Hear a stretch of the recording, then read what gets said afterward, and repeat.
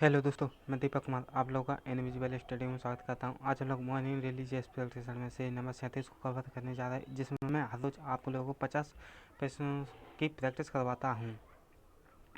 तो शुरू करते हैं। नंबर पहला क्वेश्चन।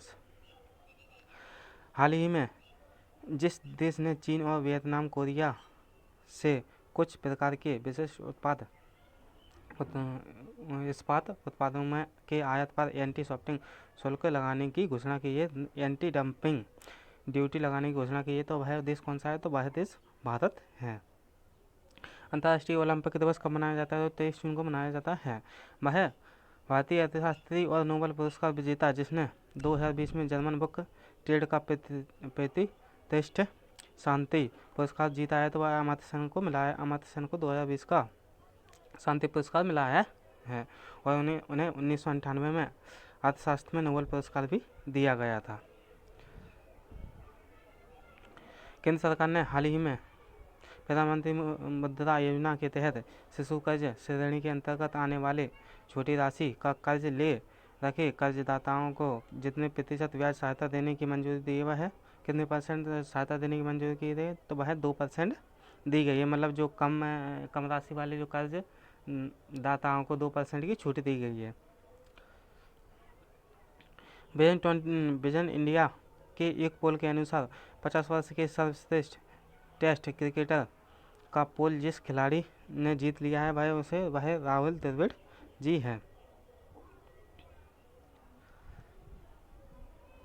हाल ही में जिस सरकार ने कोरोना संक्रमण के कारण लॉकडाउन को 31 जुलाई तक बढ़ा दिया है, वह पश्चिम बंगाल में 31 जुलाई तक लॉकडाउन को बढ़ा दिया गया है। पाकिस्तान की राजधानी इस्लामाबाद में हाल ही में जिस नाम से पहला हिंदू मंदिर बनाने की आधारशिला रखी गई, वह है श्री कृष्ण मंदिर के नाम से रखी गई थी। पाकिस्तान की राजधानी इस्लामाबाद में हिंदू के मंदिर बनाने की आधारशिला रखी गई है, जो कि वहाँ पर श्री कृष्ण का मंदिर बनाया जा रहा है।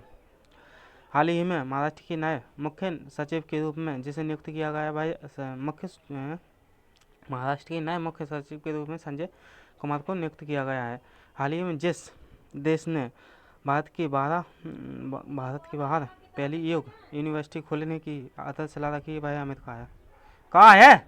हाल ही में जिस देश ने भारत के बाहर पहली योग यूनिवर्सिटी खोलने की आधारशिला रखी है, तो वह कौन सा देश है? तो वह अमेरिका देश है, यूएसए। यू आकर की गाड़ियाँ कहाँ पर देखने को मिलती है? तो हिमालय क्षेत्रों में देखने को मिलती है। शिव का निर्माण किससे होता है? तो पवन से शिव का निर्माण होता है।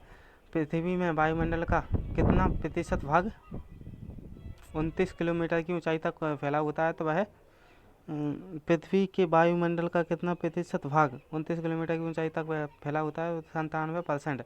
तो 29 किलोमीटर तक तो क्षोभमंडल ही फैला होता है। वायुमंडल में कुल 5 परतें होती हैं, जिसमें से क्षोभमंडल, जिसमें पानी बरसना, बिजली कड़कना, ये सभी क्रियाएँ होती हैं। क्षोभमंडल। वायु दाब कब सर्वाधिक होता है? और जब वायु होती है तो ठंडी और तथा शुष्क वायु। वायु दाब ठंडी वायु में वायु दाब कब सर्वाधिक होता है? तो जब ठंडा मौसम होता है तब वायु दाब सर्वाधिक होता है और शुष्क वायु होती है। पृथ्वी चक्रवात में वायु कहाँ अधिक होती है? तो केंद्र में सबसे अधिक होती है। और वायु दाब का केंद्र सबसे कहाँ पर पाया जाता है? तो है राजस्थान के नागौर में है इसका केंद्र है। किस प्रकार की वर्षा बिजली की चमक एवं बादलों की गरज के साथ होती है? तो संवहनी वर्षा, जो बिजली चमकती है और वर्षा भी होती है, बादल भी गरजते हैं, तो उसे संवहनी वर्षा कहा जाता है। और जो सर्दियों में होने वाली वर्षा को पश्चिमी विक्षोभ कहा जाता है। विक्टोरिया झील कहाँ पर स्थित है? तो है पूर्वी अफ्रीका में स्थित है। टंगानिका, टिटिकाका, ये सभी झीलें, विक्टोरिया झील, ये सभी अफ्रीका में पाई जाती हैं। अफ्रीका में सहारा मरुस्थल है, काला हरी मरुस्थल भी है और वहाँ पर सवाना घास के मैदान भी पाए जाते हैं। मिस्र और वहाँ से अफ्रीका महाद्वीप की मिस्र देश से नील नदी का उद्गम भी होता है, जो विश्व की सबसे बड़ी नदी है। पृथ्वी का समुद्र तल से सर्वाधिक नीची झील कौन सी है? तो मध्य सागर को कहा जाता है। और ये क्वेश्चन सबसे ज़्यादा लवणता कहाँ पर पाई जाती है? तो तुर्की की बान लेक में सबसे अधिक लवणता पाई जाती है और दूसरे नंबर पर मृत सागर आता है जिसमें 328% लवणता पाई जाती है। एंजेल जलप्रपात है किस नदी पर बना हुआ? ओरिनिको नदी पर बना हुआ है जो कि अमेरिका में स्थित है, उत्तरी अमेरिका में। विश्व की सबसे बड़ी जहाजरानी नहर कौन सी है? तो सुएज नहर सबसे बड़ी जहाजरानी नहर है। इसका राष्ट्रीयकरण 1956 के दौरान 1900 मेरे ख्याल से मुझे 1956 या 1954 के दौरान किया गया था इसका राष्ट्रीयकरण, जो कि अपने मैक्सिको के बीच में पड़ती है। मैक्सिको कहाँ पड़ता है? जो अमेरिका में पड़ता है। बस 2000 से 2005 तक की अवधि में वन क्षेत्र में सर्वाधिक हास जहाँ देखा गया है वह कौन सा देश? इंडोनेशिया में सबसे हास कमी देखी गई है, यानी कि हास जैसे हास माने कमी होती है, तो वह इंडोनेशिया देश में सबसे ज़्यादा कमी देखी गई है। दक्षिण अमेरिका में शीतोष्ण घास स्थलों को क्या कहा जाता है? उसे पैम्पा कहा जाता है अमेरिका में जो कनाडा में पीले घास के मैदान भी पाए जाते हैं। जॉर्डन और इजराइल के मध्य कौन सा सागर स्थित है? तो मृत सागर स्थित है, जो कि अफ्रीका महाद्वीप के अंतर्गत आता है। अफ्रीका और एशिया महाद्वीप के अंतर्गत आता है।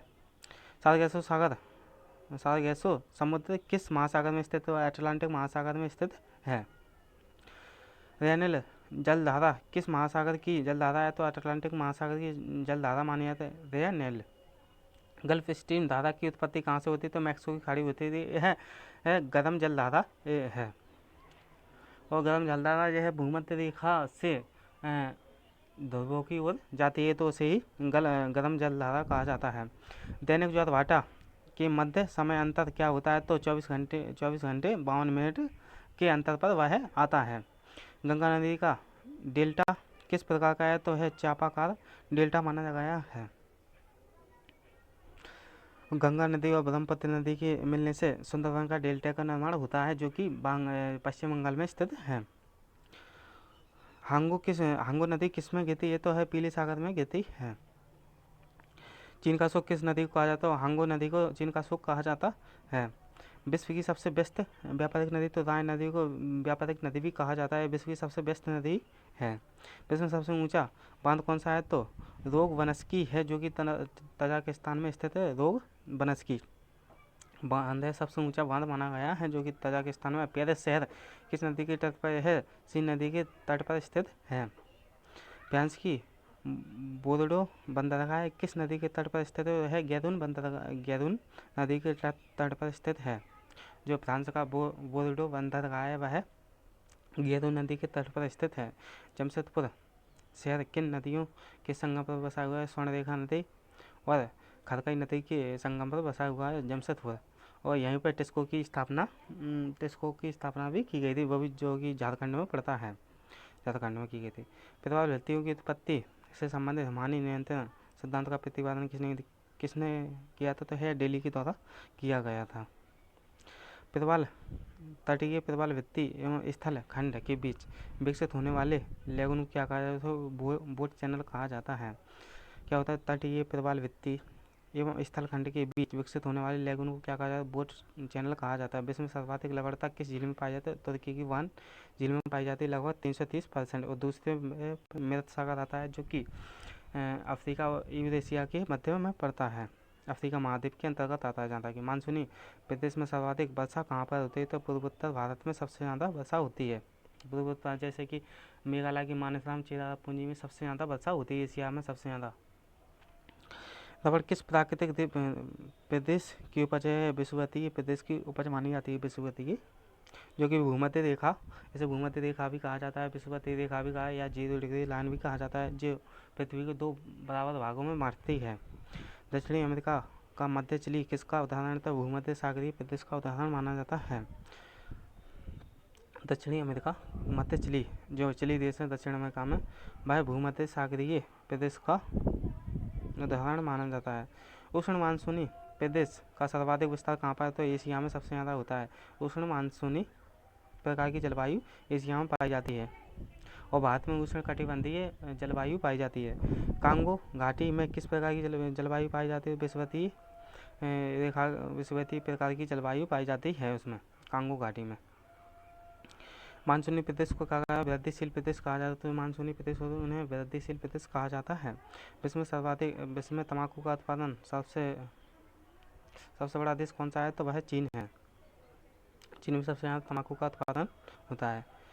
दक्षिणी पूर्व एशिया में रबड़ किस स्थान से लाया जाता है, तो अमेजन बेसिन से लाया गया है। दक्षिण पूर्वी एशिया में रबड़ अमेजन बेसिन से लाया गया है। विश्व का सबसे बड़ा मूंगफली उत्पादक देश, तो चीन में सबसे ज़्यादा मूंगफली का उत्पादन किया जाता है। जबकि मूंगफली का भारत में किस राज्य में उत्पादन होता है, तो वह मूंगफली का तो गुजरात में सबसे ज़्यादा मूंगफली का उत्पादन होता है।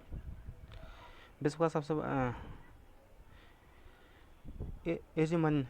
एजमेर की घाटी जो अफीम